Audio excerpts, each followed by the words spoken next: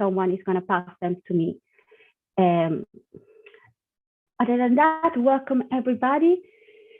And just let me say that I'm very happy to introduce and to chair this session. This is a session on diversity in economics undergraduates. We are going to be talking about the admissions and the transition support for students.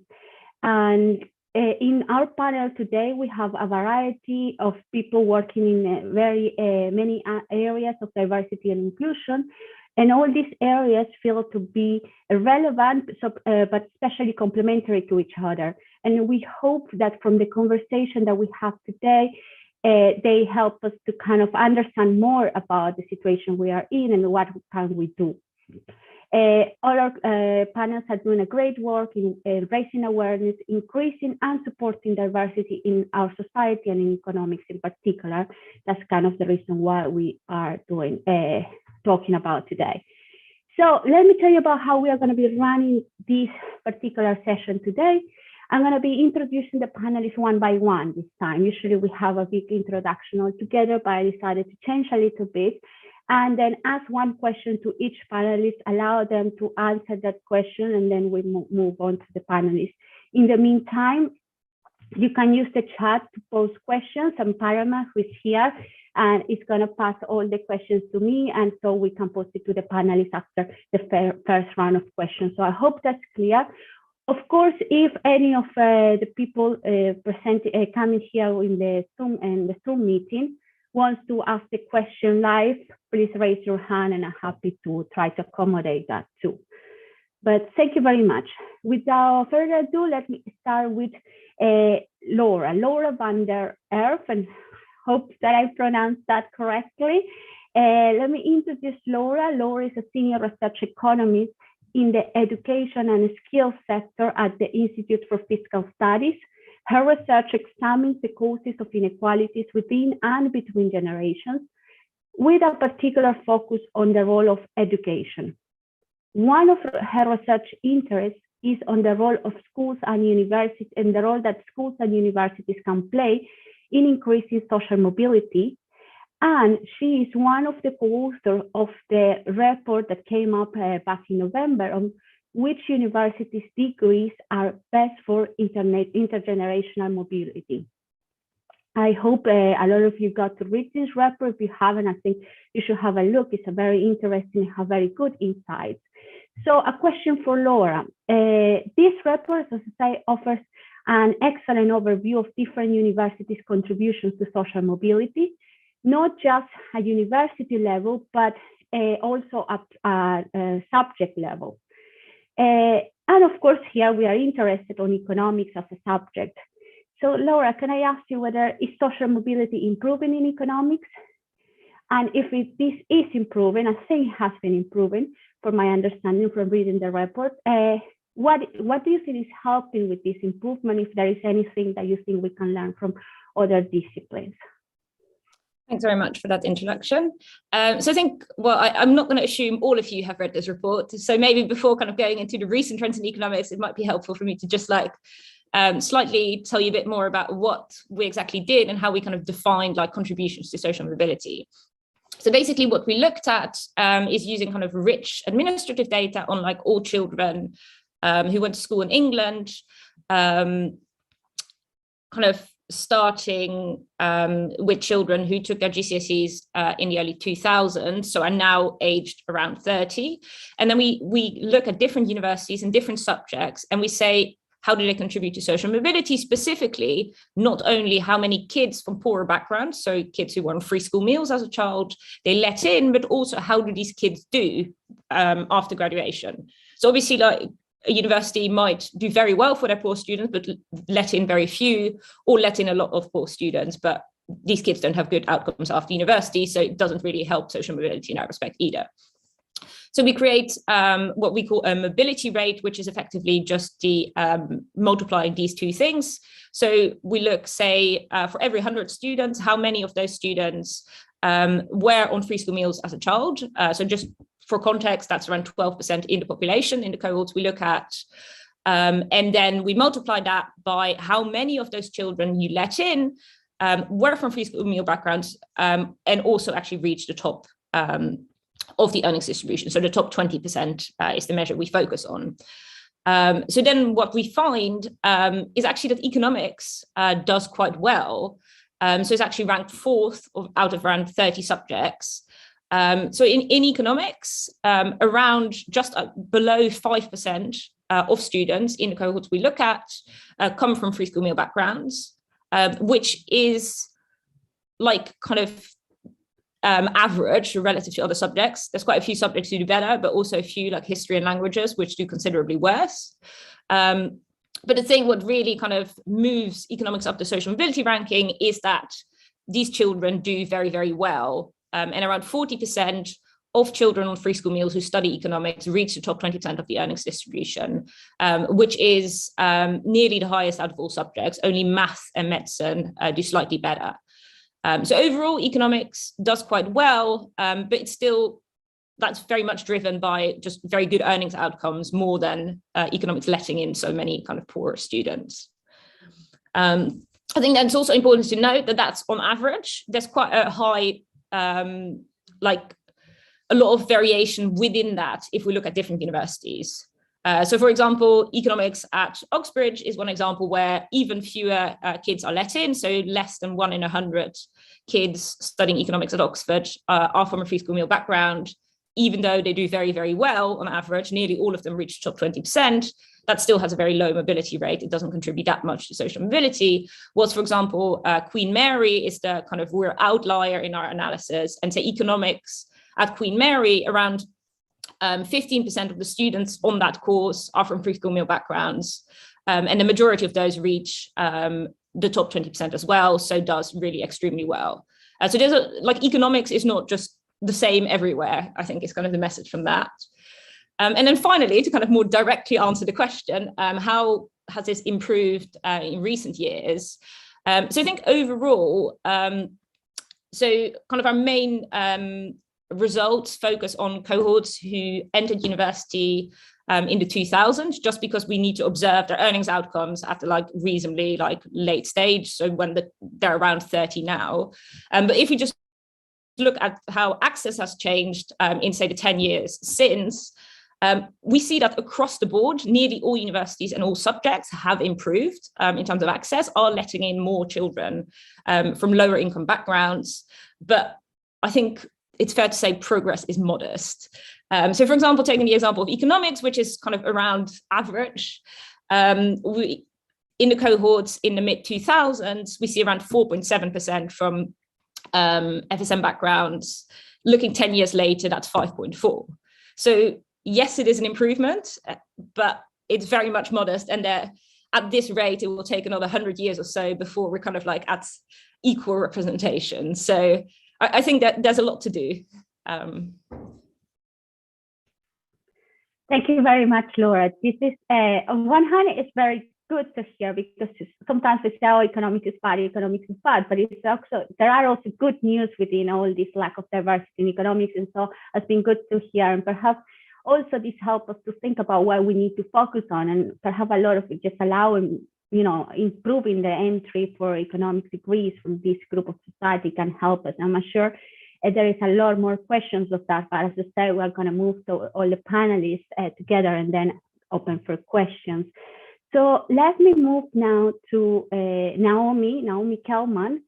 And well, Naomi, let me tell you a little bit about Naomi's background. Naomi is a PPE alumna from a PPE is a philosophy, politics and economics from Oxford, from the Lincoln College at Oxford. She has worked at the government, she has worked at the Department of Education and the Treasury. She is currently RER's senior management for schools and universities. And Naomi has done a lot of work in actually trying to improve diversity and increase representation in not just in economics, but in many fields. She has co-founded the BME Fast Stream Network and the Oxford Black Alumni Network. And in 2012, she founded the Target Oxbridge program that has helped hundreds of Black, African, and Caribbean students to secure Oxbridge offers. So first, Naomi, let me say thank you very much for all the work that you do is impressive. And I have a question for you.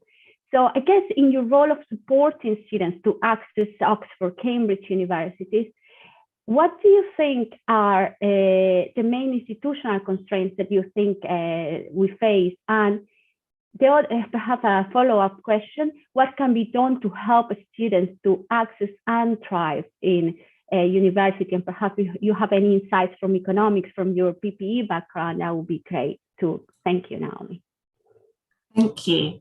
Yes, as you mentioned, I've been working with students across a really wide range of subjects, but economics is actually a really popular subject for the students that we work with. And we find that for students from underrepresented groups who are often concerned about job security, and their parents are often quite concerned about that, given that university is 3 years out of work, the opportunity cost is quite significant. And so they want students to be going on to good jobs. And economics is one of the more traditional courses that is considered to be a route into that. So we have a lot of students who want to do medicine or law or economics and also engineering. And so I see that the desire to study that subject is not one that's lacking amongst the students we work with, which is specifically Black, African and Caribbean students. What I've found over the years is the understanding of the requirements is sometimes a barrier. So I've met over the years lots of students who've got to year 12, they're really sure they want to study economics because they think that will help them get into business and get into finance jobs, but they don't have a math A level, or they maybe didn't have the chance to study further maths. And they didn't understand until the point that they'd met me and my team that maths was a requirement for an economics degree. And so I think one of the barriers is getting that information and guidance out to students sufficiently early so they can make those decisions. And I think even for students who are studying economics at A level, the A level course is very different to what you do when you get to university and you do your first year of economics. And I had that shock when I turned up to do PPE, and I was given preference orderings and different curves and things that didn't really relate in any way to what I'd done at A level. And I had done maths and further maths at A level, so I was in a good position, but it wasn't what I was expecting. And I think that's another barrier. I don't really think there's a lot out there to help students understand how important maths is to an economics degree, but also how that relates to what they've already studied and how that relates practically to the world that they do understand. And so I think that's something that for the course in particular could be improved upon, because I think students would then be picking the right A levels early enough to mean that they're in a good position. One of the other barriers that I've seen is where students want to get into the subject and understand the subject. Some of the materials that are recommended are often not always that easily accessible. So The Economist is also mentioned, and it's a great publication, but students can't always afford to access it. If they go on and see a paywall, they'll sometimes be discouraged. Schools can get subscriptions, but not all schools have the capacity to do that. No, they can do that. And the more challenges a school is facing, the harder it is for them to do that sort of thing. And so I think being able to point students to a broad range of very accessible, free materials is something that could help with that barrier. Because where students are trying to do further reading, if they can't afford those sort of very easy to go to subscriptions or resources, it's hard for them to find things that are just as challenging, just as stretching, but as accessible. So those are my initial thoughts, but happy to answer any other questions. Thank you very much, Naomi. That has already been very insightful. I realized that we put a lot of things together for our first year students, and I wonder whether perhaps we just should make all that material more freely available for supporting students even before they join university. But thank you very much for that. And now I'm going to move to Marcos. And we have Marcos Hernandez. Marcos is a professor of economics, and he's the BSc admission tutor at UCL. Marcos researches on various social issues, and in his role of admission tutor, Marcos worked on developing support to close the BME awarding gap in economics at UCL, from the point of entrance all the way through their time at UCL. Marcos used the rich data that they get on admissions and academic achievement to try to design a more inclusive and fair undergraduate admission system in economics at UCL. So thank you very much again, a lot of work that's going on from Marcos' side. And again, it's a difficult question perhaps for you, Marcus, to tell us what you can tell us about this. When you look more closely at economics degrees, do we know if the students who get in on access offers do as well as other students do? Where they don't do well, what can we do to support these students? Thank you very much, Stefania. And first, thanks for the question, but thanks very much for the invitation. It's really a pleasure for me to be here in a CETL seminar and in company of Naomi and Laura that know much more about this than I know. So it's really a privilege for me to be here. So to put in things a bit in context, so what I've been doing is using rich data that from the admissions information, link it to all the way to academic outcomes. And the idea of this is to try to basically design an admission system, as Stefania was saying, that is more inclusive and fairer. That the task is by no means finished. It's just started last summer, and we're still on it. But there are a few things that I've already been finding out with respect to the question that you posed. But before I want to say that, these are all excellent students of what I'm going to be talking about. Just to give you an idea, they all have an A star in maths. So, we are really talking about the top. And that's, it's important to put things in context because you might not be able to extrapolate this to many other places. And the data is all from the last few years. So it's all tainted by the pandemic in one way or another, either at point of admissions or at point of exams or etc. Or when they were taking the course. By being taken in touch by the pandemic in some way. So when you look at in general, you see that when you compare students from widening participation to home students that are not from widening participation, you see a gap. You see a gap from in academic results, which it's around 6 points for more or less what I can see. When normally a 40 is a pass and a 70 is a distinction, so the gap is around 6 points. The gap is there from year one and continues in year two. So if you had the hope that by year two, students will have from widening participation will have caught up, that's not really quite the case, unfortunately. And something that is quite interesting is that the gap is really there in all the courses. So we cannot really pin down a difference in that is in one course and not in other days. I mean, there's small variations, but roughly is very similar everywhere in all the courses in all the compulsory courses in year one and year two.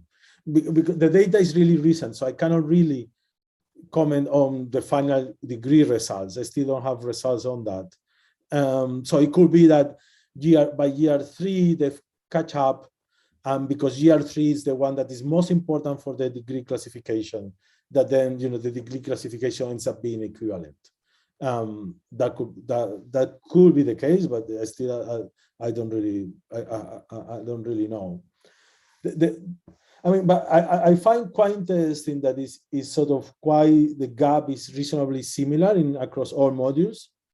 To me, that maybe points a little bit in the sense that maybe the support that is needed is more sort of horizontal than on a particular sort of type of, not qualification, but type of education, but more horizontal on, skills or abilities that they need to do well. And this could be, and I'm now, borrowing a lot from the program that I'm participating with Sylvia and Sylvia from CETL, and also we get a lot of help from Parama and Claudia on closing the awarding BME gap.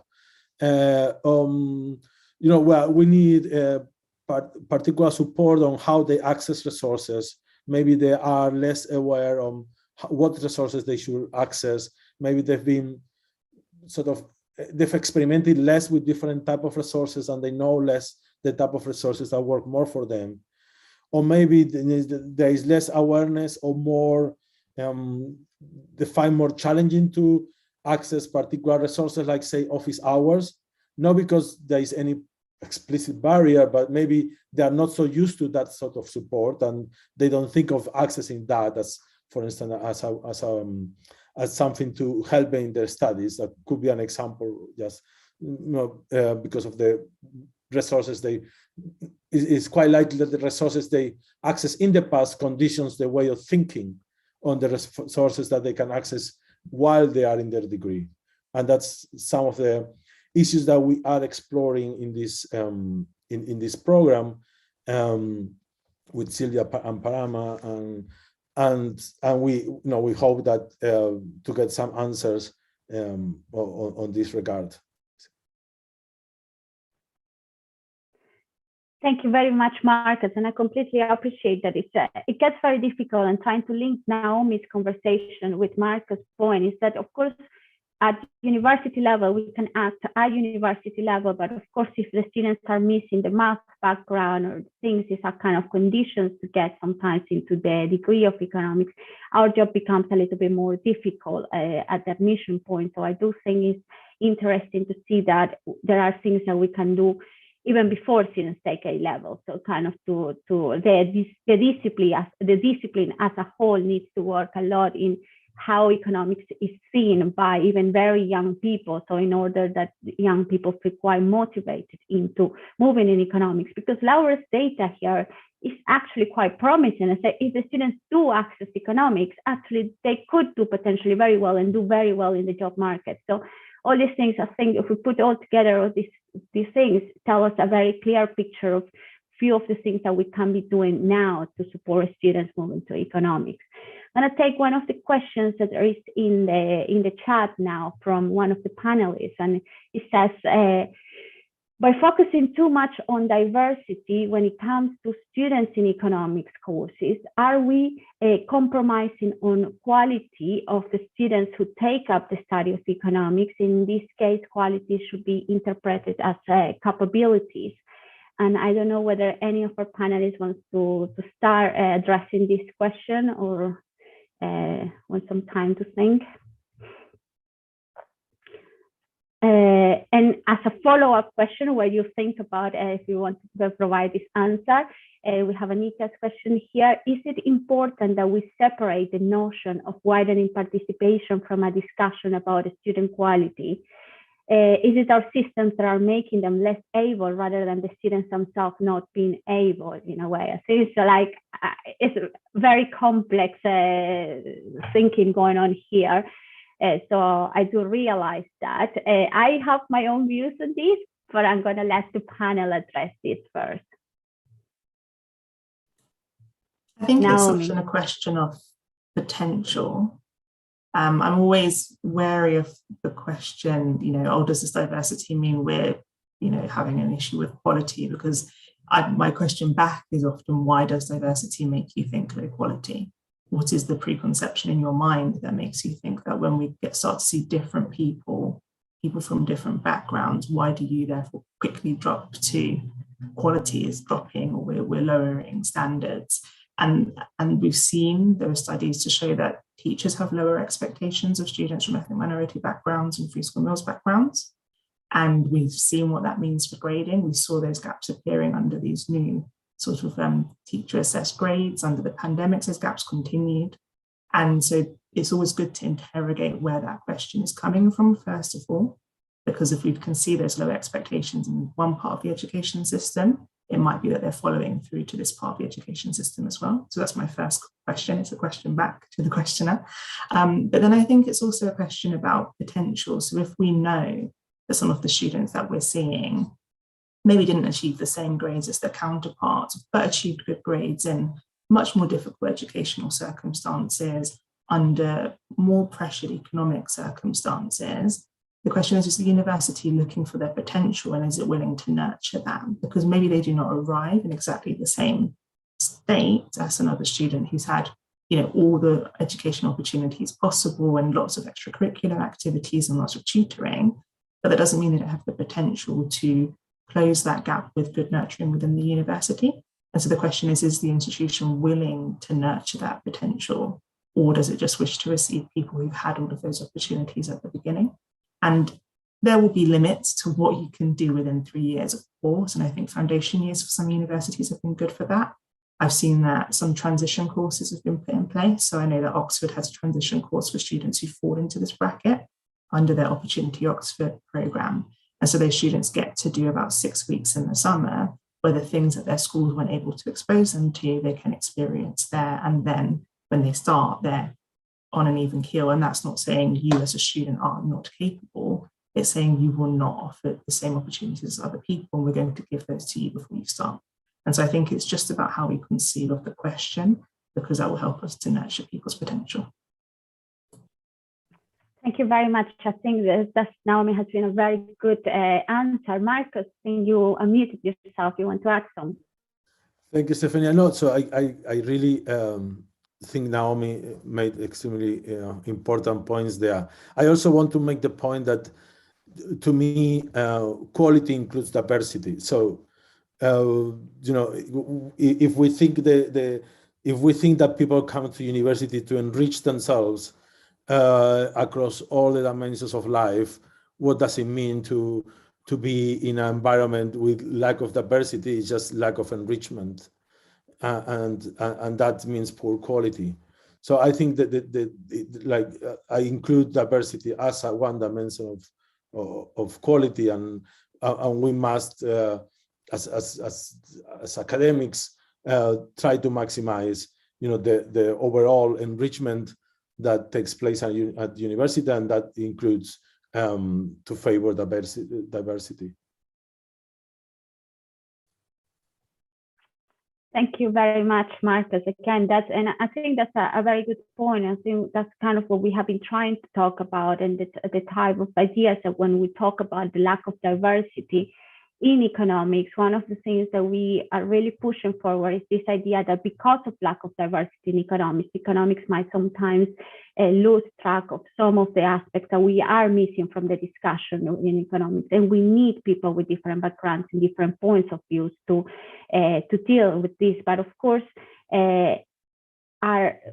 we are, of course, limited sometimes in what we can do. And as I say, only 3 years at university, we might need to intervene much early, but I still think we should try, and we should do the best that we can. And linked to all these things about diversity, there was a question that came from the questions that someone of the participants put in. And of course, we talk about diversity, widening participation, all these things, but then we are talking about people with very specific characteristics. For instance, Naomi focused a lot of people with Black backgrounds, and there are things, but all these different characteristics, is there any characteristics that you think is more affected in joining universities? So whether are people from Black backgrounds or gender as well, we know that women are underrepresented in economics.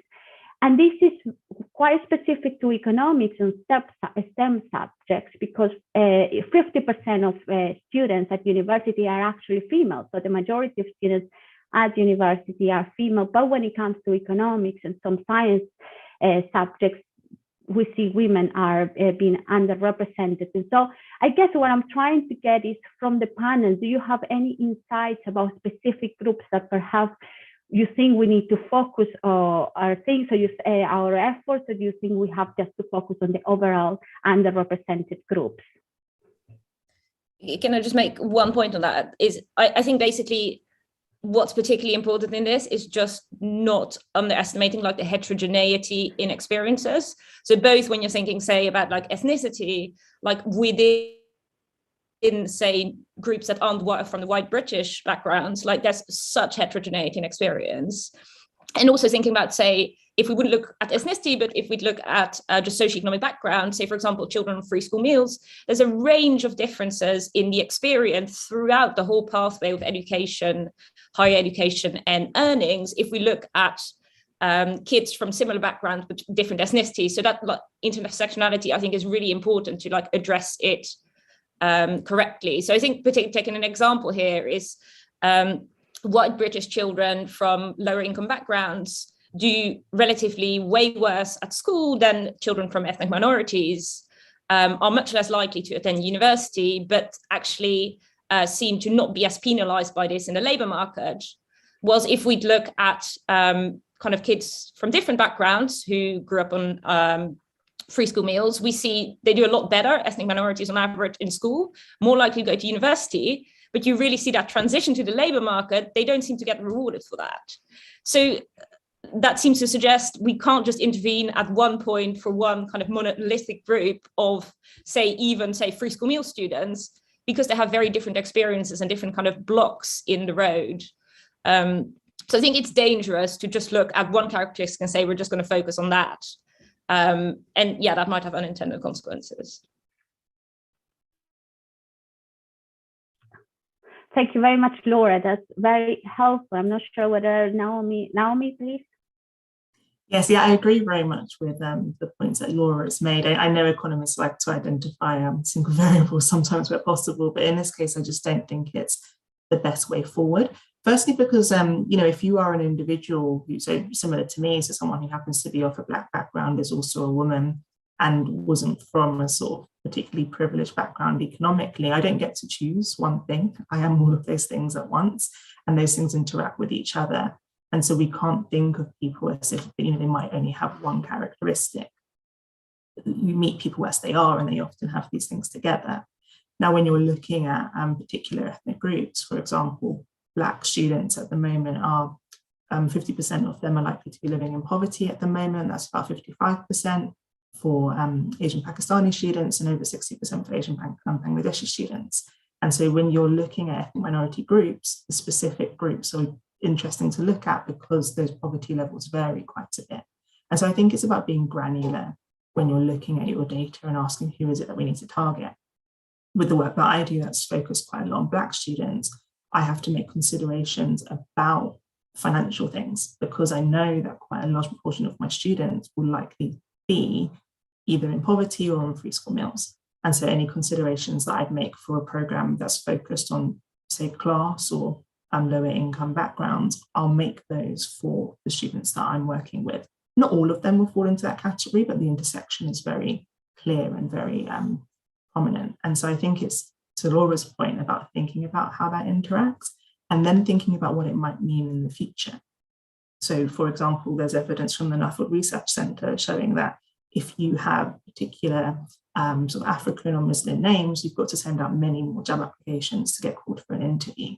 And so there are factors that affect people that are beyond their control because it's how the world will then treat them because of, say, their race, for example. And so there's a lot going on, and we can't pretend that we can oversimplify that. I think if you try to focus on just one variable, you miss out how to actually properly serve people because people are rarely just one thing. Thank you very much, Naomi. Again, very useful insights. I'm not sure, Marcus, if you want to add anything, because I know as well that Yeah, no, just to say that I completely agree. Focuses on one, it loses the diversity in some dimension, and that also is, means we're not getting the full potential of enrichment that we should aspire to get. So, yeah, completely agree with Naomi and Laura. Thank you very much, Marcus, for that. And I would like to bring the conversation a little bit to the admission systems in the UK. And perhaps we had a whole seminar talking about this in December, but of course, and I can see that in the chat that there are some discussions about the admission systems and the exam and all this idea. And I was quite shocked to find out first how the whole admissions work in the UK, but I found this a little bit many years ago in a way. but also find how the admission systems in the UK might discourage some students from applying, even when they get the marks, because of course the admissions for people who are not too familiar with the UK system are based on predicted marks, and predicted marks are based on teachers' evaluations. And we'll link that with what Naomi was saying, and we know that, for instance, some students from underrepresented backgrounds tend to have lower teachers' feedback, if you want. That will affect, and of course it affects the universities they apply for, and for many of them, whether they apply or not to university. So as I said, we're trying to do as much as we can, or at least some people are trying to do as much as we can at university level to kind of try to deal with this. But do you have recommendations for how the admission system should change and should improve in order to kind of help us to overcome some of the challenges that we are facing at the moment?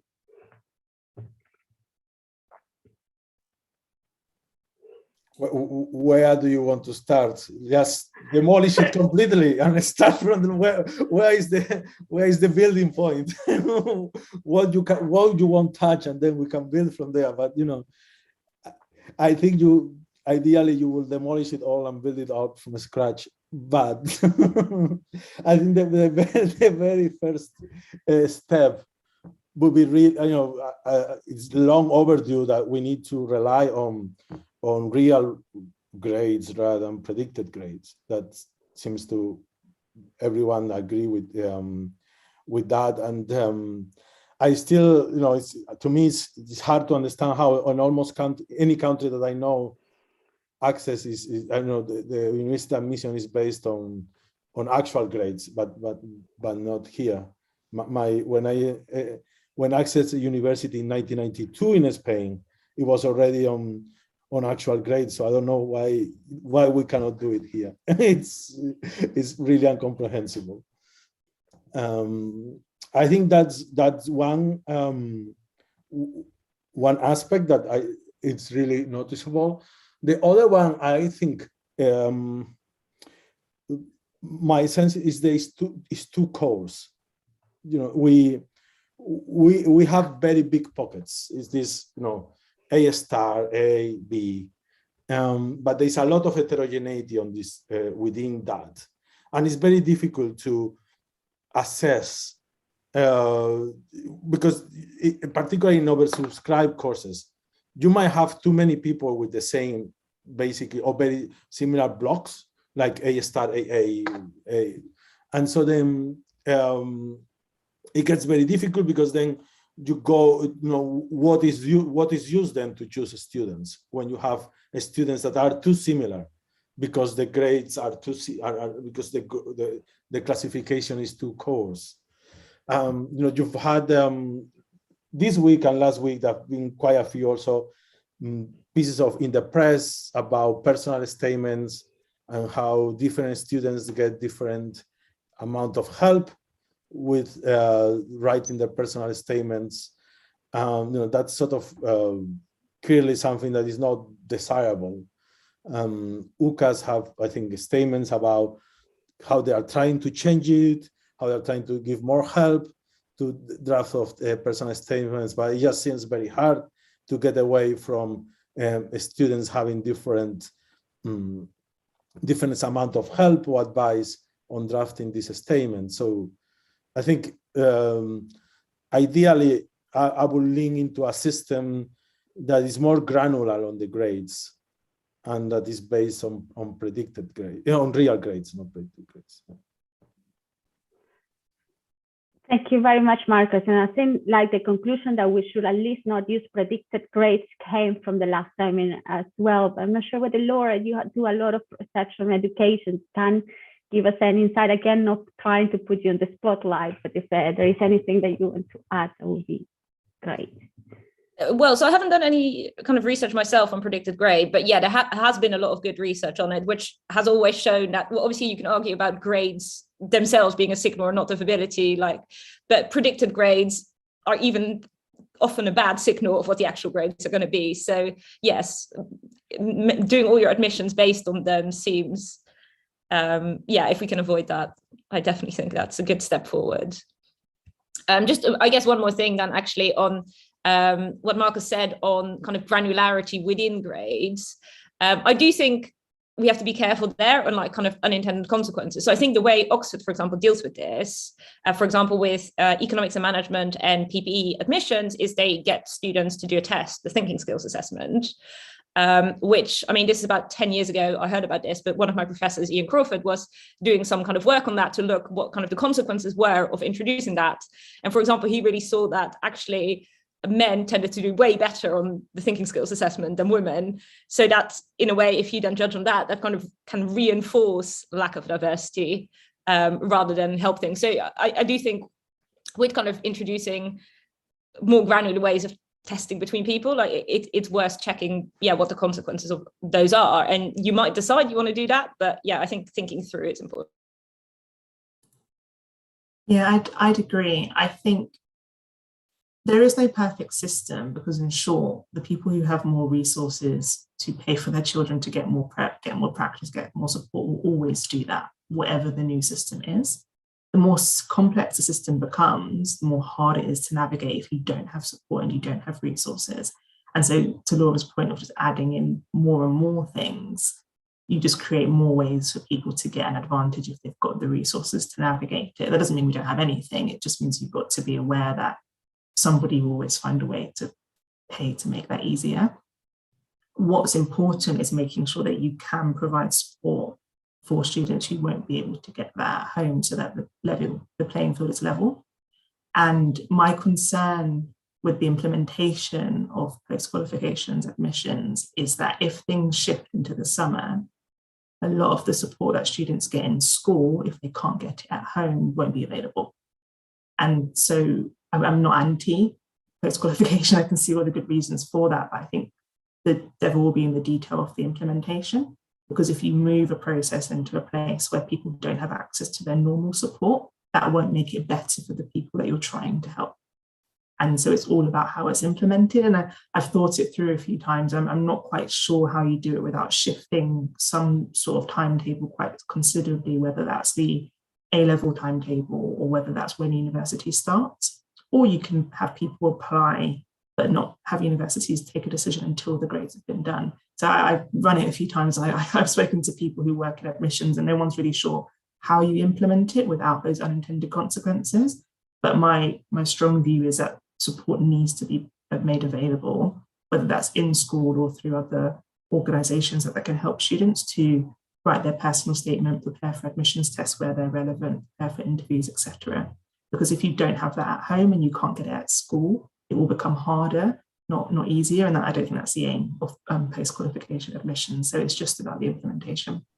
One other thing is contextualization. So I've been going on for ages about the fact that if universities could only get free school meals data on point of application, that would make a huge difference to contextualization. And I think UCAS and government have just about figured out how to make that possible. I think I've heard, and it's very good news. So I think in the meantime, contextualizing with that data will be very, very helpful because universities have not had it today. And it's quite hard to widen access for that particular metric if you just don't know that data until afterwards. So I think paying attention to that in the meantime will be really important.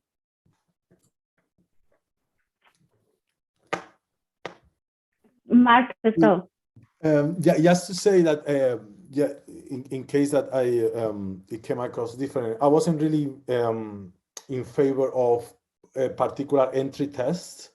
I was thinking more that it seems to me that it would be better if the equivalent of A-levels, would be more granular, but it would be just the normal test that the normal exams that the students will do. Will be more granular rather than putting something on top of what they do, because then different universities will do different entry tests for different disciplines, and it just gets far too complicated. And what Naomi was saying, then the ones that have more resources will be able to navigate the system far better. So more focus on of course the equivalent of A levels, but in a more granular way. Thank you very much, Marcus. And that brings us very well to perhaps what could be potentially my last question, unless there are questions coming from the audience. And it's, of course, this is for admissions, but as I say, despite this, and we can work more on admissions and getting more students through the door, that's going to be great. However, we do have students who get through the door. And I think I would like to go back a bit to this point and try to put together some of the things that you have said. Because, for instance, and Laura mentioned this, it's not just about whether you are from a certain ethnicity or a certain gender, but it's also a lot about experiences. And we do know that people come from different experiences. And we know that people, of course, what they have lived in the past matters for how they leave the university. And of course, the support that they get or they don't get, even when they are at university, matters a lot for how the students leave this period at university. And we know that, all the support that is available from academics is important. But I have sometimes issues that I say, well, what's the point if I create all these resources if the students still don't engage and there is a lack of communication in a way?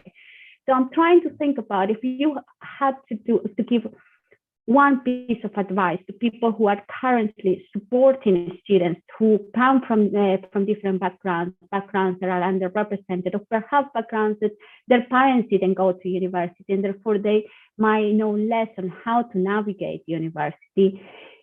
What do you think universities should be doing for, or departments, or even the people who are here that perhaps it's not just they don't represent the departments, but they do care about their students and they would like to support the student more? If you could give one piece of advice, if you can, of course, what could that be?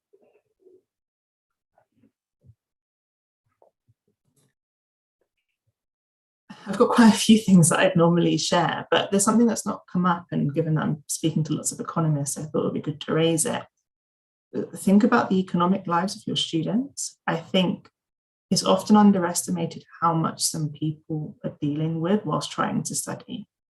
I've known students who are working so many hours just to pay their way through university.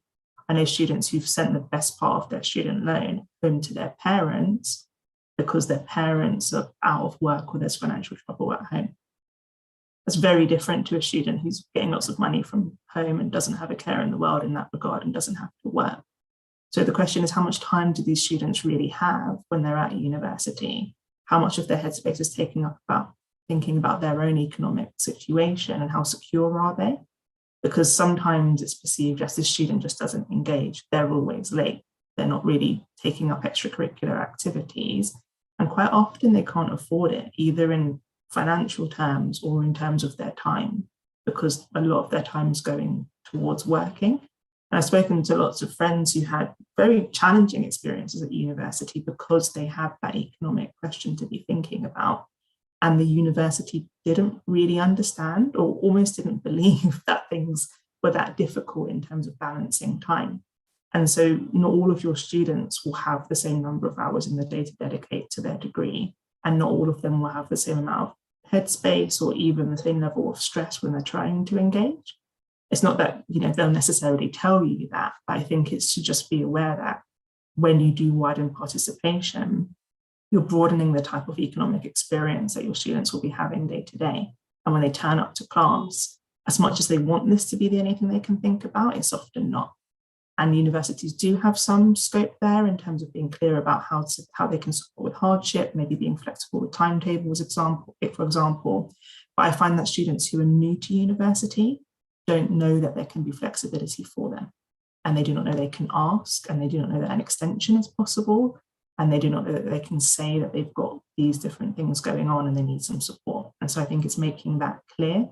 And when you meet someone and they're maybe looking a bit disengaged, don't think the worst of them. Just ask yourself, are things going on here that I might not be privy to, but that I can perhaps offer support for? Yeah, just to say, I think kind of the points Naomi made on that are just really important. I think particularly given often the people making the decisions and actually the research as well haven't had these same lived experiences. And I think it's very important not to assume things, because people are just going to assume, well, this is kind of the standard university experience based on what they and their friends went through. That is not always going to be kind of the experience of the kids you want to help. And similarly, don't make assumptions on what they know. So for example, we might think, well, it's really obvious, say what Naomi, the example gave, is like to be able to ask for an extension. That knowledge is not obvious to everyone, particularly if you haven't seen the system work for you before, you don't see yourself kind of represented, you don't feel comfortable with going up to, say, a professor and asking them. So I think really not making these assumptions based on own experience is kind of something to really be aware of, in kind of trying to help, basically.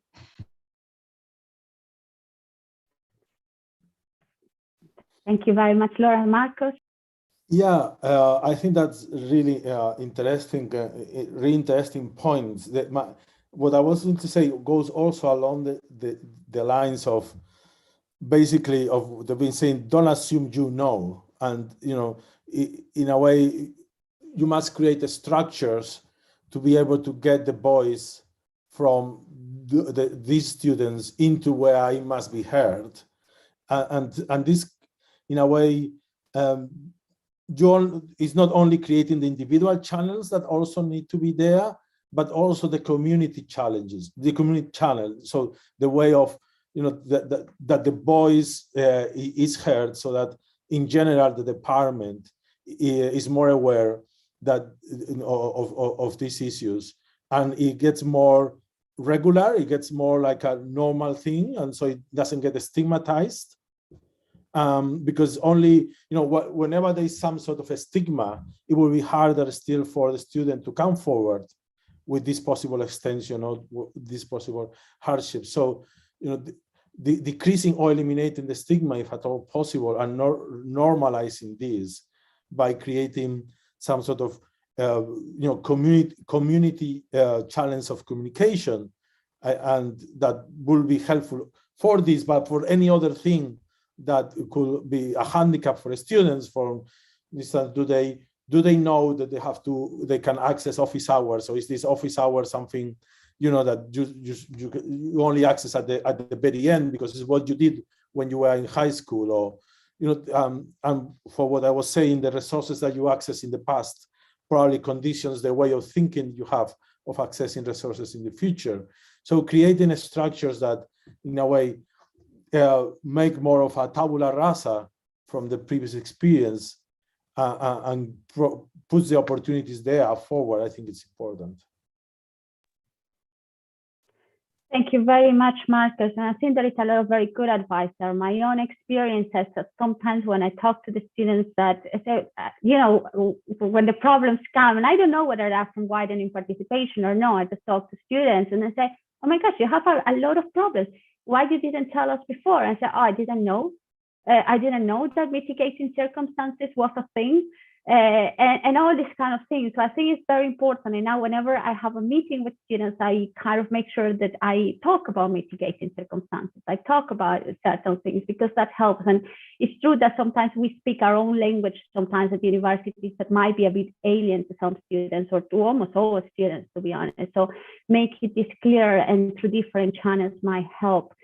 I think we are at the end of this session, so I would like to say thank you very much to our panelists. I think I really enjoyed the conversation. It has been very nice to talk to you. As Maddie says, we would love to hear your feedback from this chat, but I would also like to say to Maddie, thank you very much. This is the last seminar that Maddie, our helper, has this for us, working for the detail. Maddie's moving on, and I just wanted to say thank you, Maddie. All this wouldn't be possible without you, and you have done a great job in keeping us on track and making sure that everything works so smoothly. So we just can't say thank you. I'm pretty sure detail is going to miss you a lot. At the same time, I'm pretty sure they are going to do great in whatever you do in the future. So everybody's going to be very happy to have you. I have one more announcement. Thank you, Maddie. Thank you, Steffi. And just one more announcement before we finish here is that we are having a little bit of a break, not too long. Our next meeting is going to be in March, trying to kind of replace Maddie. It's going to take a while, and that's part of us going to be in charge of that. But in any case, we're going to take a break, but we are going to be back. We're going to be talking about various themes in teaching and also diversity and a mix of all these things. I would just also say thank you to all of you here, new and old, and I really hope to see you very soon. Other than that, thanks again to our panelists for the amazing ideas, and hopefully you find this very friendly crowd